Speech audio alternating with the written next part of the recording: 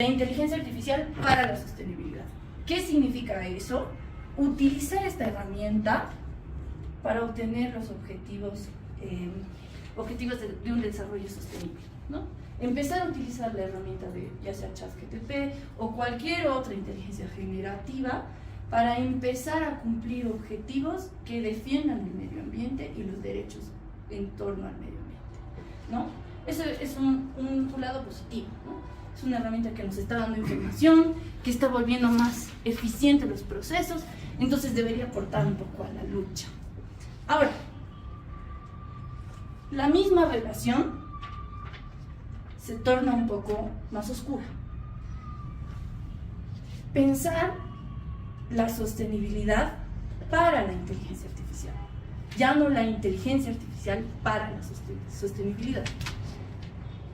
¿Qué significa pensar la sostenibilidad para la inteligencia artificial?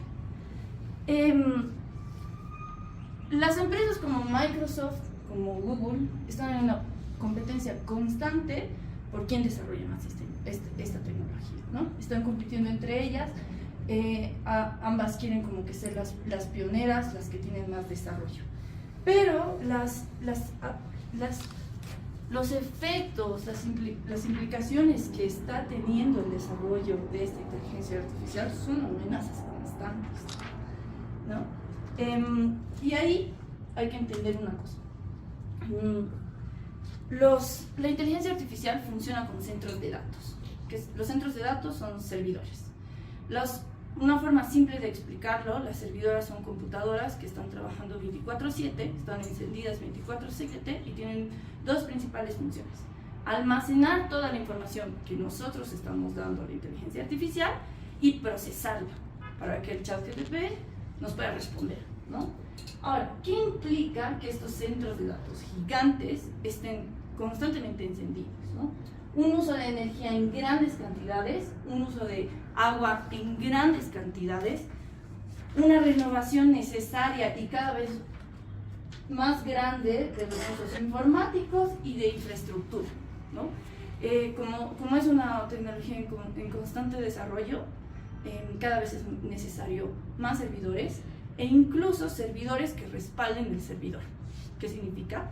Que si un servidor se apaga por X o Z razón, tiene que haber otro que responda casi inmediatamente y no se caiga, ¿no? Que no se caiga este sistema. Entonces, eso, ¿no? Por un lado. Ahora, un poco como que esta reflexión como que ya más negativa del desarrollo de la inteligencia artificial nos lleva a pensar, entonces, ¿qué acciones o qué reflexiones son necesarias de empezar a pensar y de empezar a tomar como que acción, ¿no?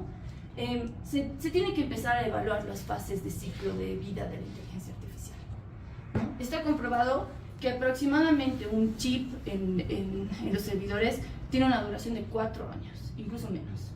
Y estos chips van a terminar en vertederos o incendiados, ¿no?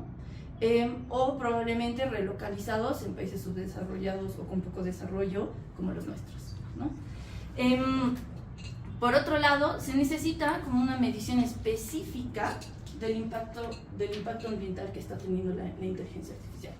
Ahorita sí se habla que estamos aportando como la huella de carbono, que los servidores se están calentando, pero realmente no se tiene, por ejemplo, un estudio específico que nos diga qué implica que un servidor caliente todo el entorno. ¿Cuánta biodiversidad mata? ¿Cuántos traslados de poblaciones tiene que haber? No se sabe. ¿Cuánta erosión produce? ¿No? Sí hay como datos acerca del agua que se consume y demás, pero no son como datos específicos del impacto que está teniendo la inteligencia artificial, ¿no? Y claro, un despilfarro de recursos naturales.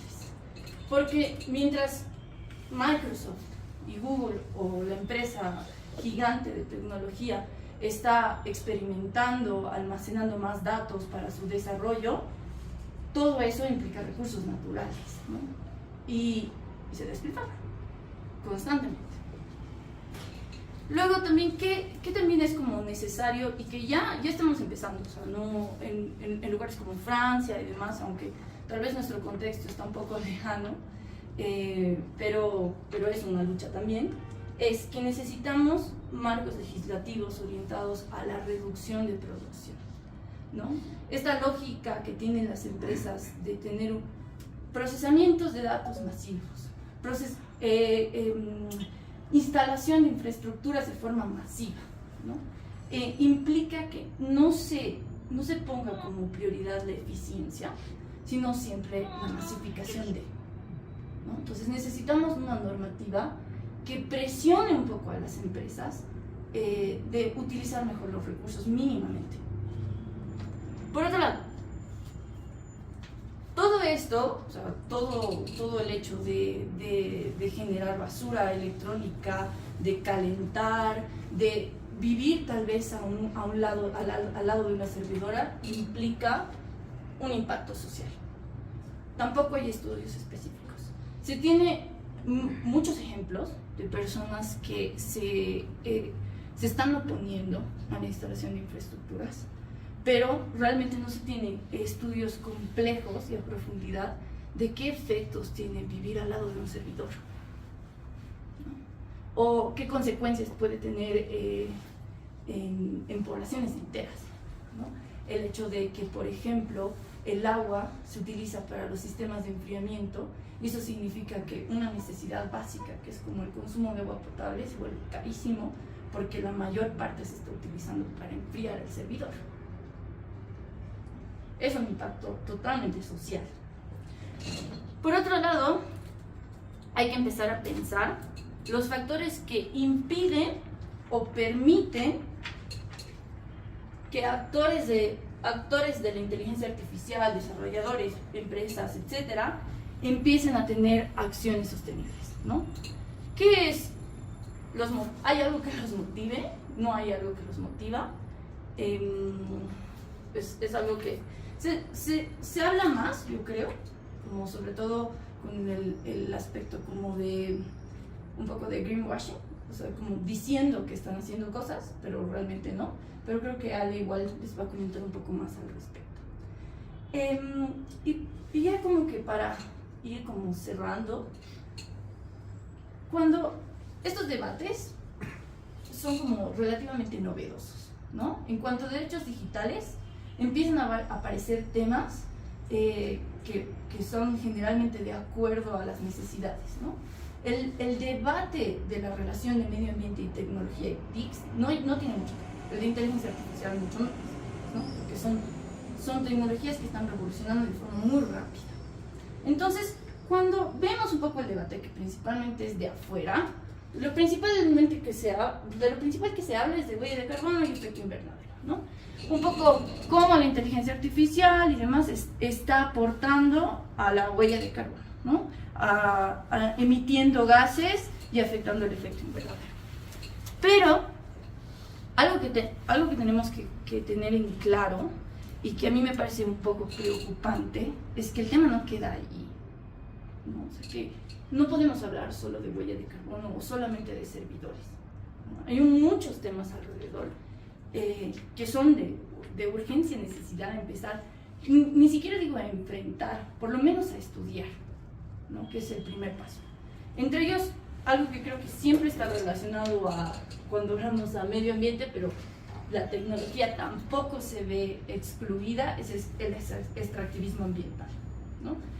Nosotros entendemos que países desarrollados, donde generalmente están estas empresas tecnológicas, necesitan locaciones para poner infraestructura de servidores, para explotar recursos y generar desarrollo tecnológico. Generalmente, esos lugares de explotación o donde se van a localizar estas infraestructuras son o el sur global o países con menos desarrollo, ¿no? Una vez más, con esta lógica extractivista. Otra cosa que se aplica y que creo que está como directamente relacionado, pero que creo que al mismo tiempo es necesario hablar de forma específica es la minería, ¿no? O sea, la minería es algo que en nuestro país siempre ha estado, siempre en esta lógica extractivista. Ahora, un dispositivo, un celular, necesita alrededor de 200 elementos. Eso significa que por lo menos utiliza 3/4 partes de la tabla periódica, de la cual 60 son metales pesados. ¿De dónde vienen esos metales? De explotación, de minería. Ahora, podemos hacer unas relaciones como que son un poco inmediatas, que son un poco hasta básicas, ¿no? Se necesita litio para la tecnología. Se necesita minerales raros para la tecnología.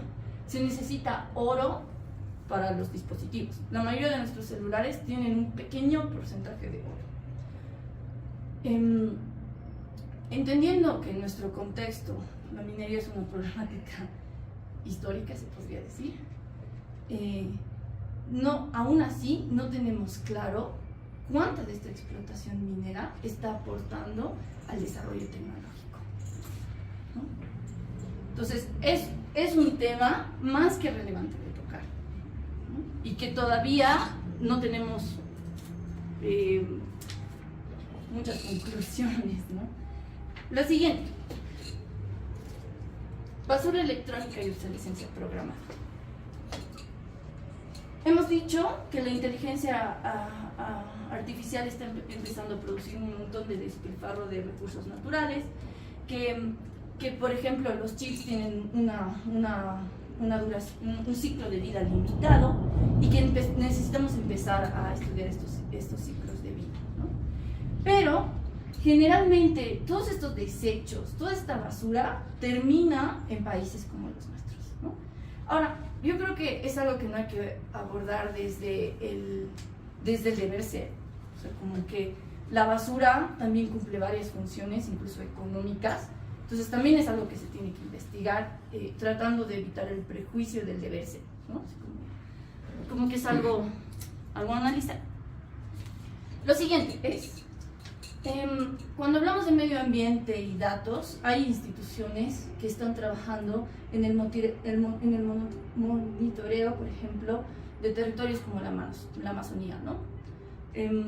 Espacios que necesitan ser constantemente monitoreados para ver los efectos que están teniendo en el tiempo.